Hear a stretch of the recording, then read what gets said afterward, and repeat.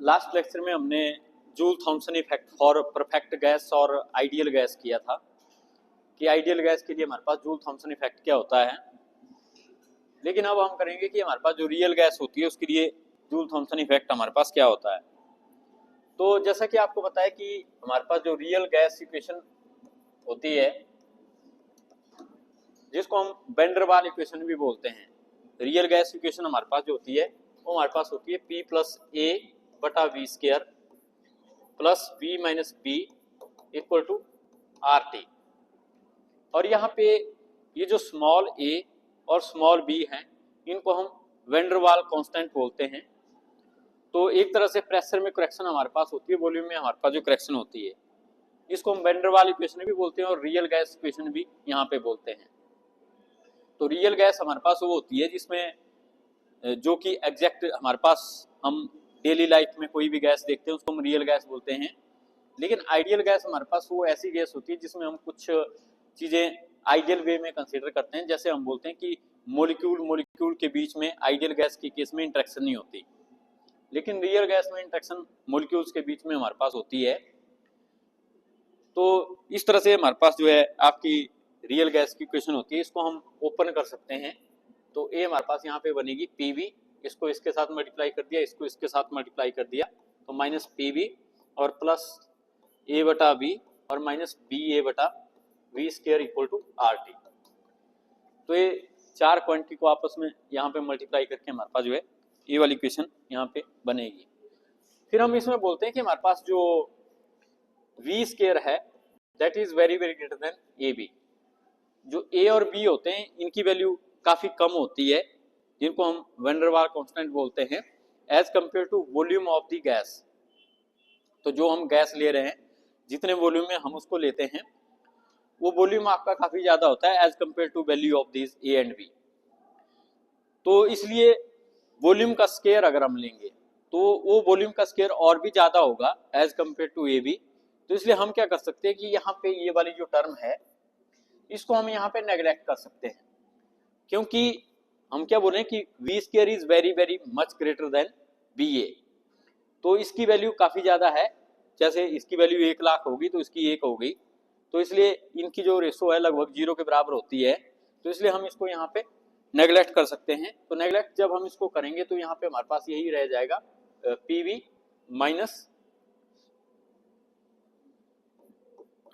PV और plus A बटा B equal to R T. और इस केस में ये वाली टर्म है इसको हम दूसरी साइड ले जा सकते हैं। तो पी बी इक्वल टू यहाँ पे आर टी हमारे पास ऑलरेडी है और यहाँ पे दूसरी साइड ये जाएगा तो हमारे पास प्लस पी बी और ये माइनस ए बाई वी हमारे पास हो जाएगा। तो ये दोनों टर्म हम जो है राइट साइड में ले गए। और फिर हम क्या करते हैं कि ये जो राइट साइड वाली दूसरी और तीसरी टर्म है इनमें हम कॉमन ले लेते हैं आपका P। इसमें हम P कॉमन ले लेते हैं तो यहाँ पे हमारे पास B माइनस पी बी यहाँ पे बन जाएगा, क्योंकि आपको पता है इसमें तो P है लेकिन इसमें P नहीं है। तो इसमें से भी हम P कॉमन ले रहे हैं तो इसलिए बटे में आपको P से मल्टीप्लाई करना पड़ेगा। तो इसलिए P जब दोनों में हमने कॉमन लिया तो यहाँ पे P इंटू बी माइनस ए बटा पी वी हमारे पास यहाँ पे रह जाएगा। तो यहाँ पे आप क्लियरली देख सकते हैं कि ये टर्म यहाँ पे एक्स्ट्रा है as compare to ideal gas equation. Ideal gas की इक्वेशन होती है P V equal to R T for 1 mole. तो P V equal to R T हमारे पास आइडियल गैस के लिए होती है, लेकिन हम क्या बोलते हैं जब हम रियल गैस लेते हैं तो वहाँ पे एक टर्म एक्स्ट्रा आती है जिसको हम करेक्शन टर्म बोलते हैं। तो रियल गैस में ये करेक्शन टर्म हमारे पास यहाँ पे आपकी जो है यूज होती है। अब ये जो हमारे पास यहाँ पे इक्वेशन आई इसमें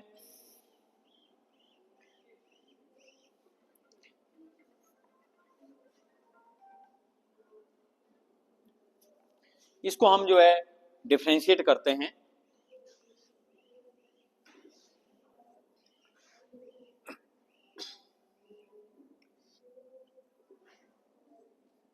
ये जो इक्वेशन हमारे पास आएगी बोलता है कि differentiating this equation differentiating this equation, इसको हम यहाँ पे मान लो 1 नाम देते हैं, 1 with respect to T at constant pressure. हम क्या करेंगे कि प्रेशर को कांस्टेंट रख लेंगे और फिर इस इक्वेशन को डिफरेंशिएट करेंगे विद रिस्पेक्ट टू टी।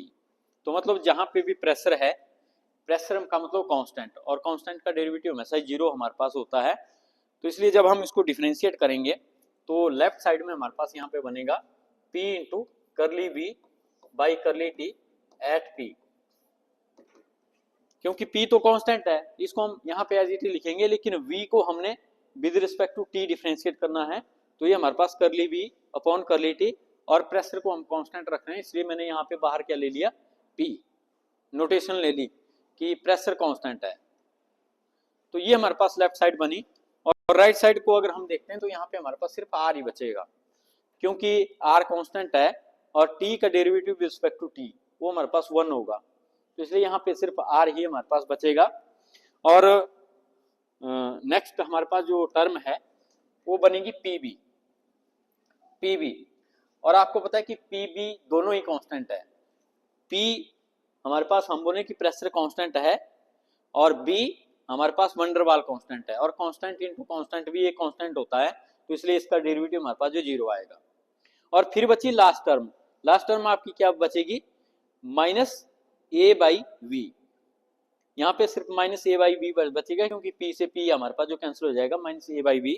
और इसका डेरिवेटिव आप यहाँ पे जब लेंगे तो हमारे पास इस केस में सॉरी, इसको हमें यहाँ पे चेंज भी करना है, तो PV को हम यहाँ पे RT लिख सकते हैं। क्यों? क्योंकि PV इक्वल टू RT हमारे पास होता है, PV हमारे पास RT होता है।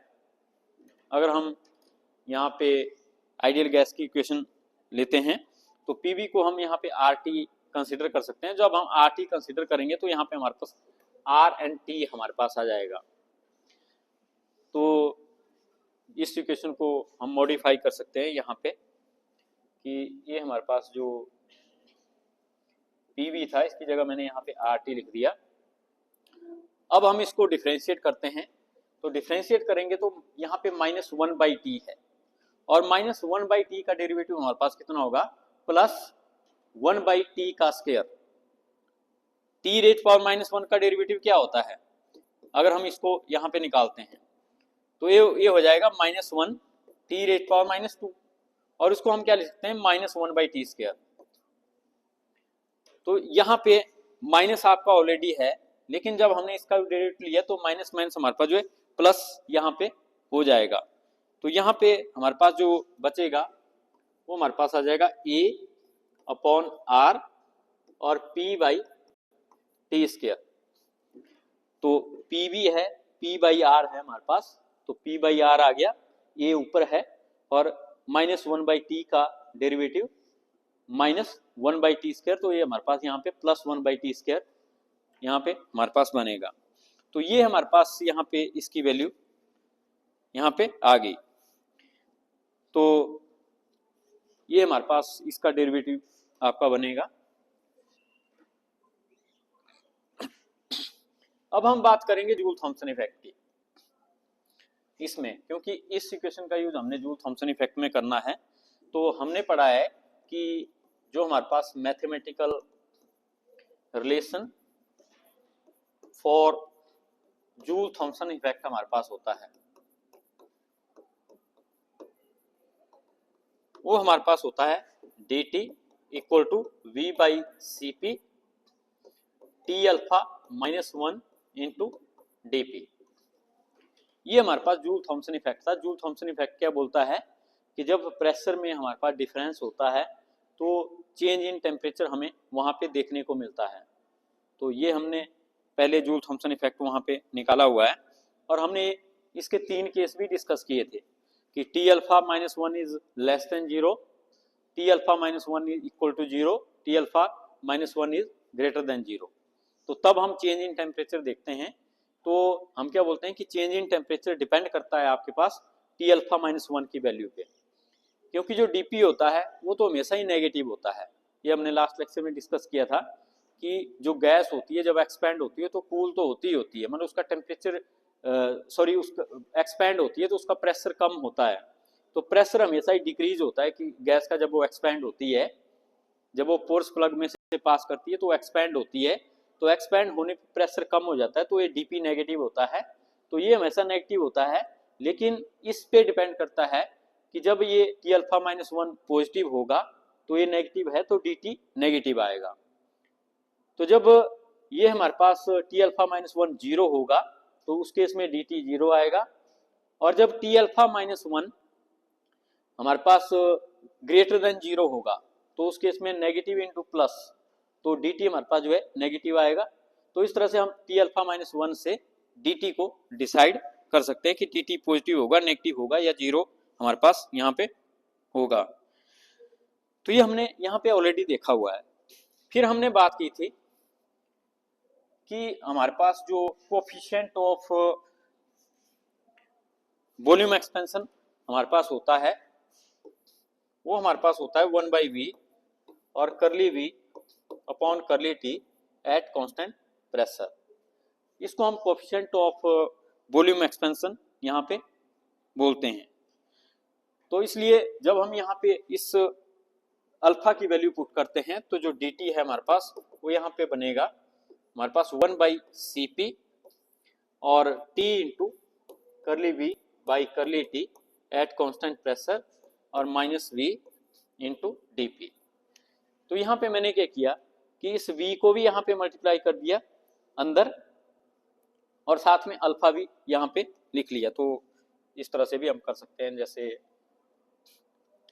जो v है हमारे पास उसको अंदर मल्टीप्लाई कर दिया और यहाँ पे हमारे पास t अल्फा है, तो t अल्फा है, अल्फा हमारे पास है 1/v और साथ में करली v by curly t eight constant pressure और v को हमने यहाँ पे मल्टीप्लाई कर दिया तो यहाँ पे हमारे पास माइनस v आ गया और साथ में यहाँ पे dp आ गया। अब हमें पता है कि v से v कैंसिल हो जाएगा, तो इस तरह से जो हमारे पास dt यहाँ पे बनेगा, dt हमारे पास 1/cp और t into curly v by curly t eight constant pressure और माइनस v इंटू dp। तो इस तरह से अल्फा की वैल्यू पुट करने पे ये इक्वेशन हमारे पास जो चेंज यहाँ पे हो जाती है। और अब जो मैंने यहाँ पे वैल्यू निकाली हुई है इसकी हमारे पास p curly v upon curly t equal to r minus, तो इस वैल्यू को भी मैं आगे सिंप्लीफाई कर सकता हूँ। तो ये हमारे पास क्या बनेगा, curly v upon curly t at p equal to r बटे p और प्लस a बटे r टी स्क्वायर, तो a बटे r और ये हमारे पास यहाँ पे टी स्क्वायर। तो यहाँ पे मैंने क्या किया, जो इस साइड का p है इसको यहाँ पे बटे में ले गया, तो यहाँ पे सिर्फ यही वैल्यू हमारे पास आपकी बनेगी। तो यहाँ पे ये मैंने क्यों किया, क्योंकि हमें चाहिए curly v by curly t at p, तो ये भी curly v by curly at p है हमारे पास। तो अब हम जो वैल्यू है वो इस रिलेशन में यहाँ पे पुट कर सकते हैं। तो dt हमारे पास क्या बनेगा 1/cp और यहाँ पे t हमारे पास ऑलरेडी है लेकिन इसकी वैल्यू हमारे पास वहां पे r बटे p है, तो यहाँ पे बनेगा rt बटे p, तो rt बटे p और प्लस आगे हमारे पास है a by R T square, लेकिन हमारे पास t भी साथ में मल्टीप्लाई है तो यहाँ पे t से t कैंसिल हो जाएगा तो एक t नीचे रह जाएगा, तो a बाई आर टी यहाँ पे हमारे पास बनेगा और लास्ट में हमारे पास है माइनस, यहाँ पे माइनस v और यहाँ पे है हमारे पास dp। तो ये इक्वेशन इस तरह से यहाँ पे हमारे पास बनी। अब इस इक्वेशन को हम थोड़ा सा यहाँ पे अगर सिंप्लीफाई करें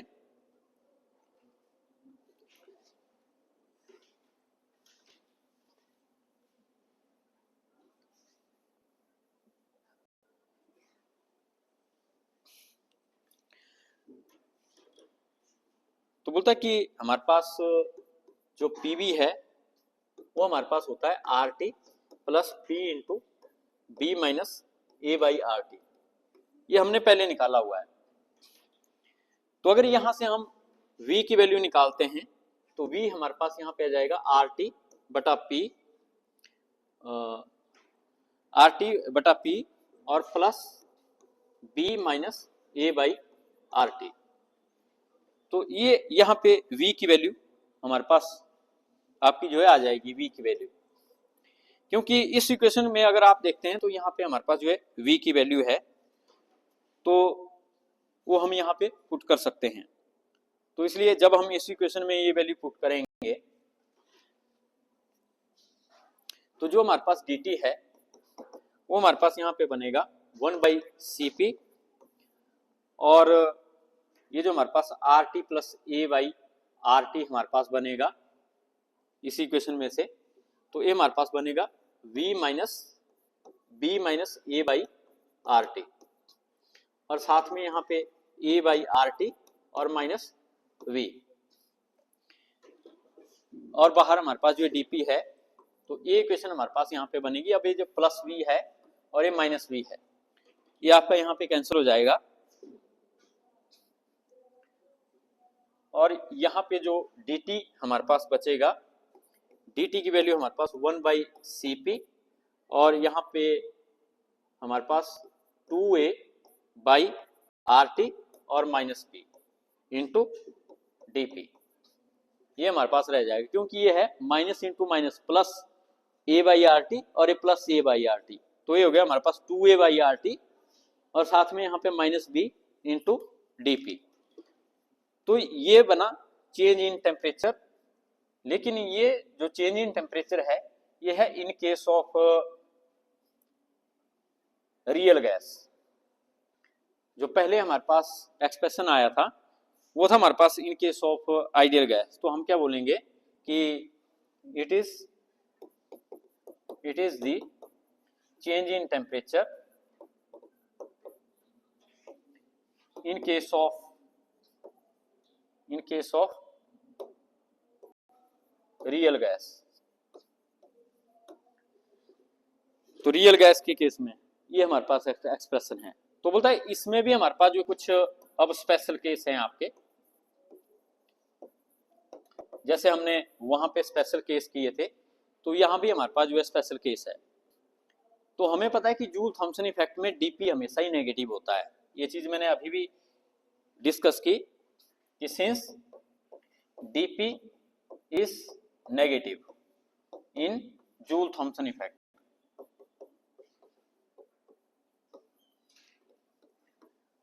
क्यों नेगेटिव होता है अभी मैंने बात बताई कि एक्सपेंशन जब होती है गैस की तो प्रेशर हमेशा ही डिक्रीज होता है, तो डीपी तो नेगेटिव होता ही है। तो इसका मतलब क्या है, डीटी की वैल्यू किस पे डिपेंड करेगी, सिर्फ ये जो स्क्वायर ब्रैकेट के अंदर हमारे पास टर्म्स हैं। तो यहाँ पे 1/Cp, Cp तो कांस्टेंट है, लेकिन ये जो ब्रैकेट वाली टर्म है ये डिसाइड करेगी कि dt आपका नेगेटिव होगा, जीरो होगा या पॉजिटिव हमारे पास होगा। तो पहला केस है हमारे पास कि when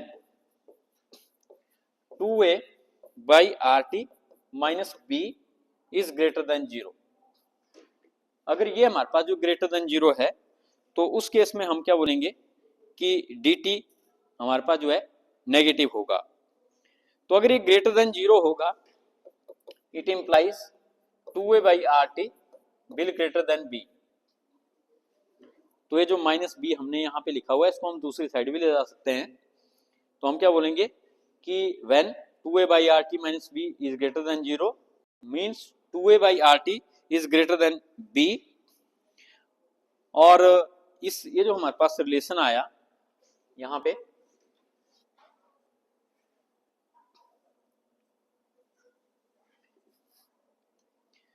इसमें हम क्या बोल सकते हैं कि when t is less than 2a by RB, तो हम क्या बोलेंगे कि जब ये आपका ग्रेटर देन 0 होगा तो कूलिंग होगी, या हम बोलेंगे कि जब ये ग्रेटर देन 0 होगा तो कूलिंग होगी, या हम बोलेंगे कि हम इस b को भी दूसरी साइड ले जाएंगे, हम बोलेंगे कि जब 2a/RT ग्रेटर देन b होगा तो कूलिंग होगी, क्योंकि हमें कूलिंग वाली कंडीशन नहीं लगा रहे हैं। या हम बोल सकते हैं कि हम इस टेम्परेचर को निकालें यहाँ पे, तो टेम्परेचर कैसे निकलेगा हमारे पास, इसको दूसरी साइड ले जाओ और b को नीचे ले आओ, तो हम क्या बोलेंगे कि जब टेम्परेचर लेस देन 2a/A होगा, तो आप देख सकते हैं जब आप टेम्परेचर को इस साइड ले जाएंगे तो टेम्परेचर क्या हो जाएगा, टेम्परेचर हमारे पास कम होगा और इधर वाली टर्म ज्यादा होगी। तो हम क्या बोलेंगे कि जब टेम्परेचर लेस देन 2a/RT होगा, सॉरी 2a/RB होगा, तो जब टेम्परेचर लेस देन 2a/RB होगा तो उस केस में हमारी जो है कूलिंग होगी। तो गैस एक्सपैंड होगी और वो गैस हमारे पास है रियल गैस। तो रियल गैस जब एक्सपैंड होगी तो उसमें कूलिंग तभी होगी जब टेम्परेचर हमारे पास जो 2a/RB होगा। टेम्परेचर कौन सा, जो गैस का इनिशियल टेम्परेचर है, जो गैस का इनिशियल टेम्परेचर है वो जब 2a/RB हमारे पास होगा तो तभी उस केस में हमें जो कूलिंग देखने को वहां पे मिलेगी। अब इसका दूसरा केस है, दूसरा केस है हमारे पास कि when 2a/RT is less minus b is less than 0, तो जब ये हमारे पास जो है 0 से कम होगी, ये टर्म 0 से कम क्या हुआ, नेगेटिव, जब मतलब ये जब ये नेगेटिव होगी, अब dp भी नेगेटिव है, तो dp भी नेगेटिव, हम इसको भी नेगेटिव ले रहे हैं, तो नेगेटिव इंटू नेगेटिव हो जाएगा प्लस, तो प्लस मतलब dt विल बी पॉजिटिव, तो dt आपका पॉजिटिव होगा जब ये वाली टर्म हम नेगेटिव लेंगे, और dt पॉजिटिव का मतलब क्या होता है, हीटिंग, मतलब temperature will increase, dt is positive, मतलब कि change in temperature is positive, that means कि temperature is increasing means that is heating. तो हम क्या बोलेंगे कि इस केस में हमारे पास जो है यहाँ पे हीटिंग होगी, तो इस केस में हमारे पास यहाँ पे हीटिंग होगी। तो यहाँ पे हम क्या बोल सकते हैं कि जो 2a/RT है that will be less than b, हम b को यहाँ भी दूसरी साइड ले जाते हैं, तो हम बोलेंगे कि हीटिंग तब कब होगी जब ये कंडीशन आपकी ट्रू होगी। और इस केस में हम वैसे ही करते हैं कि T will be greater than 2a/RB, तो यहाँ पे अगर हम T इस साइड को ले जाएं और B बटे में ले आए तो हम क्या बोलेंगे, T is greater then 2a/RB, तो हम क्या बोलेंगे कि टेम्परेचर जब 2a/R से ज्यादा होगा तो उस केस में हमारे पास जो हीटिंग होगी। तो ये एक तरह से कंडीशन है हमारे पास रियल गैस के ऊपर। तो रियल गैस के केस में जब टेम्परेचर 2a/RB से ज्यादा होगा तो उस केस में हमारे पास जो है वहां पे हीटिंग अब हमें जो है देखने को मिलेगी। और फिर हमारे पास तीसरा केस है कि व्हेन, तीसरा केस है हमारे पास दैट इज व्हेन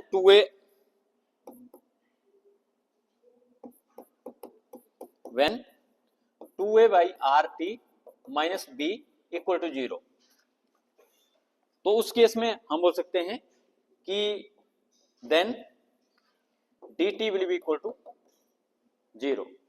तो जो मैंने इक्वेशन लिखी थी वो मैंने यहां से हटा दी, तो उस इक्वेशन में अगर 2a माइनस b को अगर हम 0 करें तो dt हमारे पास जो 0 आ जाएगा, क्योंकि 0 मल्टीप्लाई विद समथिंग इज 0।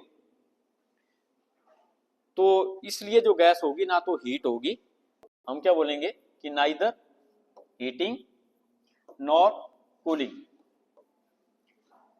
ना तो गैस हीट होगी ना तो मतलब there will be no change in temperature of the gas if B is equal to 2a/RT, या हम क्या बोलेंगे और T will be equal to 2a/RB। तो जब टेम्परेचर आपका यहाँ पे इतना होगा, गैस का इनिशियल टेम्परेचर आपका इतना होगा जिसको कि हम 2a/RB यहाँ पे बोल रहे हैं, तो उस केस में गैस ना तो ठंडी होगी ना ही वो आपकी हीटिंग होगी उसमें। तो इसलिए हम यहाँ पे क्या देख रहे हैं, तीनों केसेस में एक चीज कॉमन है, तीनों केसेस में एक चीज कॉमन है। यहाँ पे हम क्या देख रहे हैं कि जो TA इज लेस देन हमारे पास 2a/RB है, यहाँ पे टेम्परेचर 2a/RB है, यहाँ पे 2a/RB आरबी है। तो हम क्या बोलते हैं कि जब टेम्परेचर इस 2a/RB से कम होगा तो उस केस में कूलिंग होती है। जब टेम्परेचर 2a/RB से ज्यादा होगा तो हीटिंग होती है, और जब टेम्परेचर 2a/RB के बराबर होगा तो ना हीटिंग होती है ना कूलिंग होती है। और यही चीज मैंने बिल्कुल शुरू में आपसे डिस्कस की थी कि एक ऐसा टेम्परेचर होता है जिसको हम टेम्परेचर ऑफ इन्वर्जन बोलते हैं। उस इन्वर्जन टेम्परेचर से कम अगर टेम्परेचर है तो कूलिंग होती है, और अगर उस इन्वर्जन टेम्परेचर के बराबर टेम्परेचर है तो ना तो हीटिंग होती है ना तो कूलिंग होती है। और अगर इन्वर्जन टेम्परेचर से ज्यादा गैस का टेम्परेचर है तो उस केस में हमारे पास हीटिंग हमें देखने को मिलती है। तो इसका मतलब यही जो टेम्परेचर है 2a/RB, इसी को ही हम इन्वर्जन टेम्परेचर बोलते हैं। तो यहां से हमें क्या पता चला कि ये जो हमारे पास इन्वर्जन टेम्परेचर है वो 2a/RB हमारे पास होता है। तो हम क्या बोलेंगे, Ti इक्वल टू 2a/RB हमारे पास होता है। तो अगर आपसे पूछें कि हमारे पास ये कांस्टेंट आपको दिए हों A, R, B, तो बताओ आपका इन्वर्जन टेम्परेचर कितना है, तो आप इस फॉर्मूले से इन्वर्जन टेम्परेचर उस गैस का निकाल सकते हैं। तो रियल गैस के केस में हमें वैन डर वाल कांस्टेंट की वैल्यू पता होती है, तो अगर हमें उनकी वैल्यू पता है तो हम उसका इन्वर्जन टेम्परेचर वहां पे फाइंड आउट कर सकते हैं। तो इन्वर्जन टेम्परेचर से कम अगर गैस का टेम्परेचर है तो हीट कूलिंग होती है, अगर इन्वर्जन टेम्परेचर से ज्यादा गैस का टेम्परेचर है तो हीटिंग होती है, अगर इन्वर्जन टेम्परेचर के बराबर ही गैस का टेम्परेचर है तो ना तो हीटिंग होती है ना तो कूलिंग होती है। तो ये हमने यहाँ पे एक तरह से फॉर्मूला फाइंड आउट किया। इन्वर्जन टेम्परेचर का तो हमने पहले ही पढ़ा था कि इन्वर्जन टेम्परेचर क्या होता है, लेकिन उसका जो फॉर्मूला था वो हमने नहीं पढ़ा था। तो यहाँ पे हमें जो है इन्वर्जन टेम्परेचर का फॉर्मूला पता चला, जो कि 2a/RB हमारे पास यहाँ पे होता है। अब इसी के साथ में ही है हमारे पास relation between critical temperature and temperature of inversion. Relation between critical temperature and temperature of inversion. तो यहाँ पे दो टेम्परेचर के बीच में हमारे पास जो है रिलेशन है। एक है हमारे पास क्रिटिकल टेम्परेचर, और जो अभी हमने पढ़ा वो है हमारे पास टेम्परेचर ऑफ इन्वर्जन। तो टेम्परेचर ऑफ इन्वर्जन तो अभी हमने फॉर्मूला निकाला कि हमारे पास जो है 2a/RB हमारे पास जो है इन्वर्जन टेम्परेचर होता है।